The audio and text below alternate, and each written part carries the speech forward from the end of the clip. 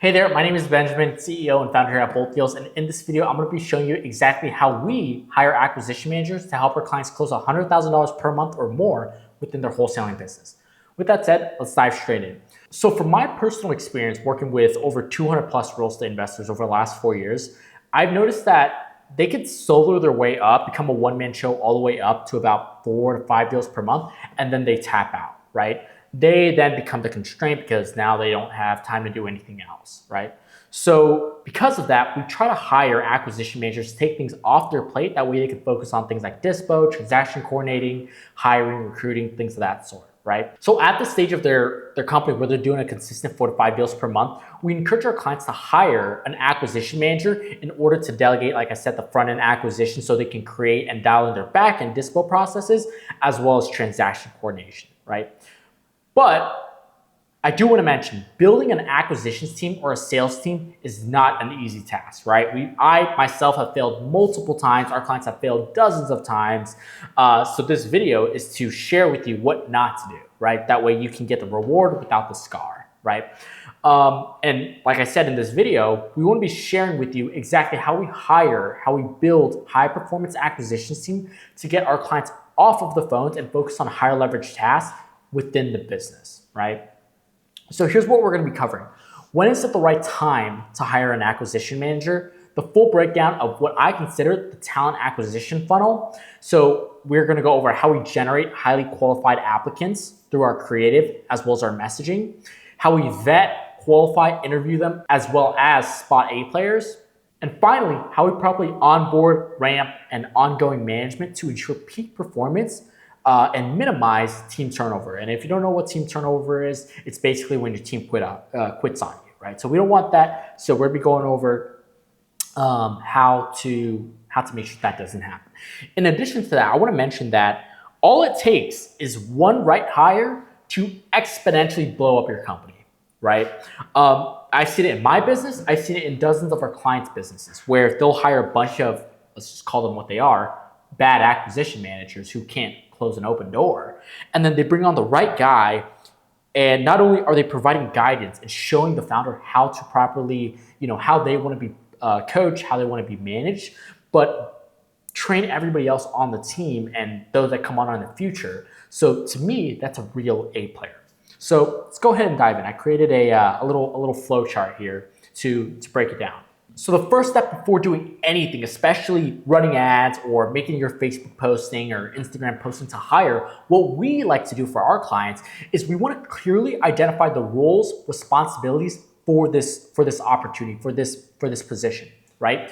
In addition to that, you want to have a compelling offer, a compelling opportunity for an A plus acquisition manager to actually come in and want to work for, right? Because an A player, they spot good opportunities and they want to be a part of that, right? And if you're doing 1 to 2 deals a month, the chances are a good acquisition manager or even a great acquisition manager are not going to be attracted to you because either OTEs, and if you don't know what that means, OTE stands for on-track earnings. What is the possible monthly, commissions they can take home for working for you, right? Second is the culture. Obviously, A players hate C players, and if they join your company and they see it's ran with a bunch of C players, they're probably not going to stay for long. And finally, growth and ascension opportunities. Acquisition managers, from what I've seen, they don't really want to be acquisition managers forever. They don't want to be the ones on the phones forever. They want to grow into, for example, a team lead or a sales manager or whatever the case is, a VP of sales. And typically, you want to build your company in a way where it fosters that, right? Because you have to understand that your team, they want to grow as well. They want to make more money as well. And you have to provide that opportunity for them to make that possible.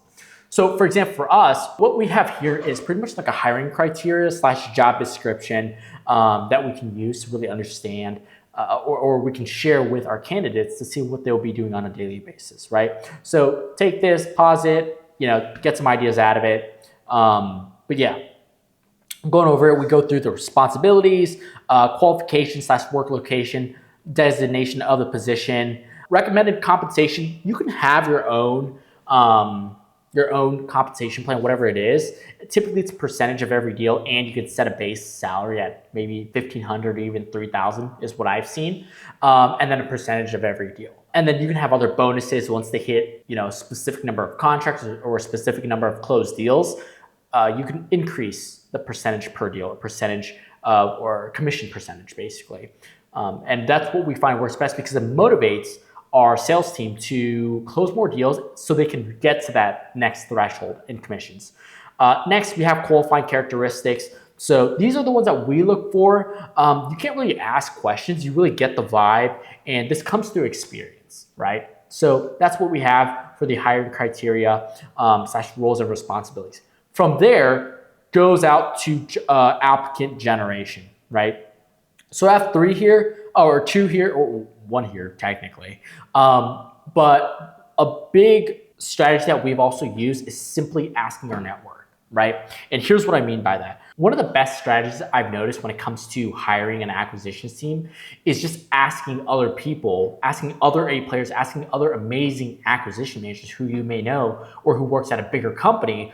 Hey, who do you know that's also an amazing acquisition manager that's looking for this opportunity, right? And from there, what we typically do is we'll send them like a 1-pager to that referral, not the candidate, but the guy who's already established. And we were like, hey man, if you could put some feelers out, and people will DM him because he has a brand in the space, and they'll refer them to us, right? So it's good branding, it's good association, and that's what I've noticed has worked really, really well, right?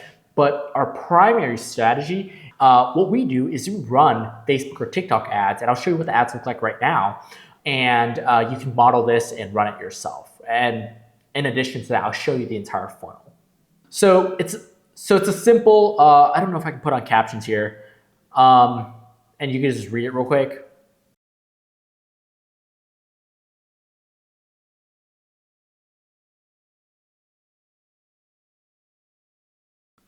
So a little breakthrough, a little pause here. One thing I want to mention is that when it comes to my messaging, I want to call out acquisition managers who are already working for somebody, right? And they might not be happy with the leadership, or they might not be happy with just the earnings, the lead flow, whatever the case is, right? So we want to call out on those pain points, right? So for me, what I've learned is that the best acquisition managers already have a position, because that's just how it is, right? The best acquisition managers are already working for somebody, and we want to not poach, but encourage them to come to a better opportunity, assuming you have a better opportunity with better lead flow, better on-track earnings, better benefits, more growth potential, right? So we want to really highlight that within our marketing to attract those. So the same way we attract motivated sellers who need to sell their property because we can, quick closing, no realtor fees, no commission fees, things like that. We want to highlight that same idea over here because it's still the same thing. It's still lead generation. It's candidate generation, right? So for me, what I find works best is I want to recruit from other companies where they are not providing or using them to their max potential, right? So I want to bring them into my company. So that's how we run our ads.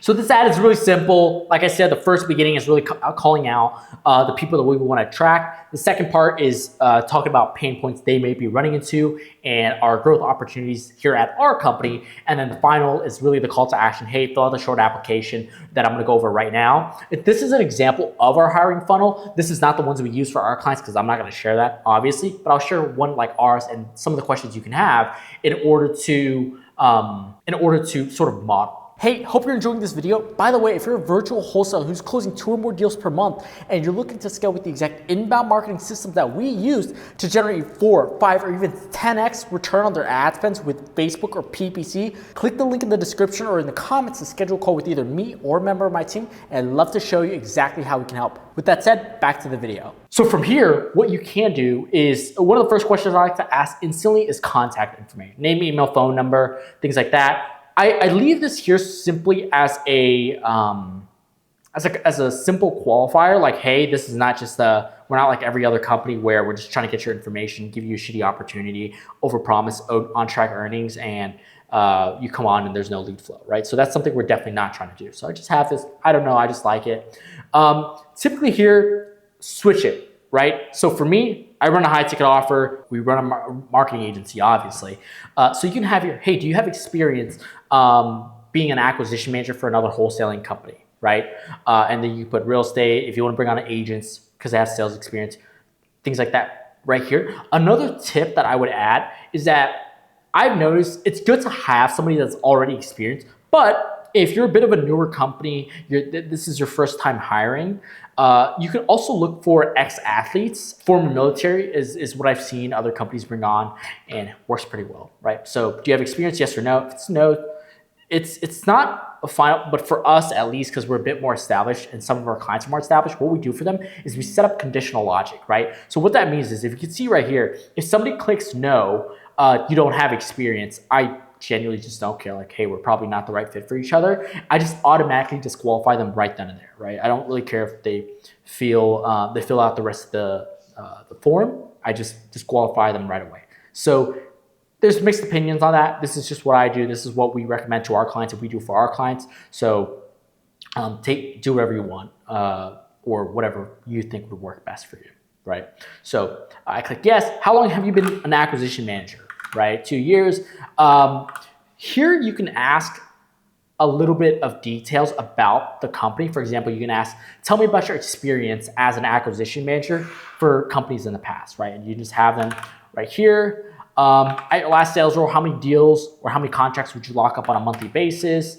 Tell us why you feel like you'd be a good fit for both deals or your company, ABC Cash Offers, right? And then they'll click submit, right? The second page after that is typically our thank you page. So I'll show you that right now. So on our second page after they submit the form is the opportunity to actually just schedule a call, schedule an interview with us, right? I typically like to do it on Zoom. Some people like to do it over the phone. I prefer Zoom. I see a face-to-face, right? So I add a calendar link. They can just schedule a call right here. And then on the bottom, I have a job description. I give them a little walkthrough, benefits, about our company, our core values, what we're looking for, what success looks like, etc. right? So typically they'll schedule this, scroll down, watch the entire thing, right? But after that, it goes to a thank you page, right? So on our thank you page, I have a short video introducing myself, what we're looking for, things of that sort. Little testimonials, so some social proof. You can add social proof of sellers that you have closed or you have helped in the past. Add them right here. And right after that, I have a text message confirming, hey, I got your application. I saw that you scheduled an interview. Feel free to check this video out to see our company culture, things of that sort. And for me, I ran a team retreat, and I know some of our clients that are a little bit more established, are closing 5, 10, 15 deals per month. They have company retreats, things like that. So I have a video like that where I showcase that. And to the candidate, that's really different from most other acquisition or wholesaling companies. So we use that to our advantage. We want to share their culture. And the thing about culture is that's so wishy-washy, where there's no definite term or definite, definition of what culture is. So we try to share it as like a community, a brotherhood, is the way I look at it, right? So I share this with them. It works really well. People really like it, and they hop on. They're more interested because for us, we like it when prospects, not only for our company, but our hiring does due diligence on us, because it helps us in the long run of actually bringing them on, whether as a client or as a team member. So use this stuff to your advantage if you have it, right? So after that, now that you have candidates, right, you've set up either Facebook or TikTok ads to generate candidates. You built your funnel so people are actually submitting. You actually have to vet them now. Don't just hire the first person that comes in. That's the mistake that I made, right? Just hiring people just because they sound good on paper, right?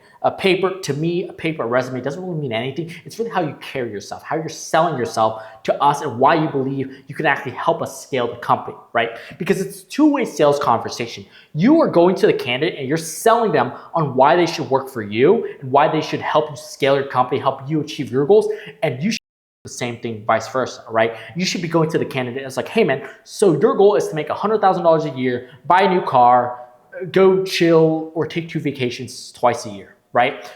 Your job is to sell that opportunity to that candidate, right? To where if they decide to work with you, they can actually make that happen, right? But the mistake is do not overpromise ever, right? Don't ever overpromise and underdeliver because they will come back, throw a lot of shade on you, defame you online, etc. We don't want that. So please just tell them the truth. If you're starting out, if this is your first time, just tell them, right? Because it's better to be upfront about it than have them find out later on when they actually come on with you and then it becomes a nightmare, right? So that's something you don't want to do. And I want to add a side note to that, actually. I spoke with a founder who does $100 million a year with his clothing brand, right? I asked him about recruiting, so I'll tie this in, so bear with me. He does $100 million a year with 20 people on his team. So his revenue per employee is $5 million a year, which is absolutely insane, right? So I asked him, I was like, hey man, what is your secret to attracting A players to come work for you? Because if you're doing 100 million with 20 people, your team is, let's just be honest, pretty fucking good, right? So I asked him and his answer was, build a vision so big that A players can fit their goals and their dreams inside of yours. So it's the same thing. All of this is all a sales game, right? So instead of you selling a homeowner on coming in, working with you, and signing that contract, you're selling yourself to the candidate. You're selling your company to the candidate to come work for you. That way you can hit your goals. So I wanted to add that as a side note. But let's dive into candidate vetting, right? The way I have it is it's really a two-step call process. First is the initial interview. Second is a skills interview. And third is really the offer call / onboarding, right? So when it comes to the interview process, this is our typical scorecard, right? So take this, do whatever you want with it, right? I have it in red because this is typically what I share with our clients, and we sit down and reverse engineer the numbers to see what makes sense. So I have results and outcomes like this is your job to accomplish from here, right? Competencies, what character traits must you have, and native geniuses, right? So take this, copy it, pause it. This is what we look for in our acquisition managers to come in and just crush it, right? So this is what we're looking for in a closer on our first initial interview. Typically it's anywhere from 45 minutes to an hour. Again, this is how we interview. This is how we show our clients how to interview as well. And second is really the skills interview. Typically, I've seen people do a few things. What I typically do is I'll share with them some call recordings, whether or not they closed, the seller closed, or they didn't close, and I would have the candidate, have the acquisition manager review those calls, take notes as to why they closed it versus why they didn't close, and then we'll typically do a role play on the actual call and run a call review of the calls that I sent them. Right? Because what my goal is here is I'm trying to really understand what their thought process is, right? How do they sell? What type of salesperson are they?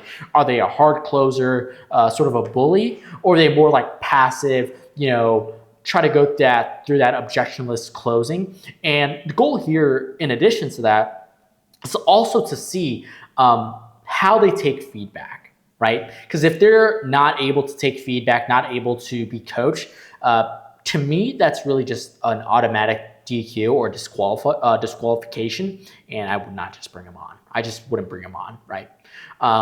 So next, after that is an offer call. So hop on, hey man, we feel like it's a good fit. This is what it'll look like if you decide to join us. Take some time, think about it if you want to, or if you're ready to get rocking and rolling. And then, we discuss compensation, discuss what the onboarding looks like, and go from there. But the job's not over yet. Now you got somebody from a lead to join your company. Now you have to make sure they perform, right? Because if they come on, they don't perform, great, you wasted all your time.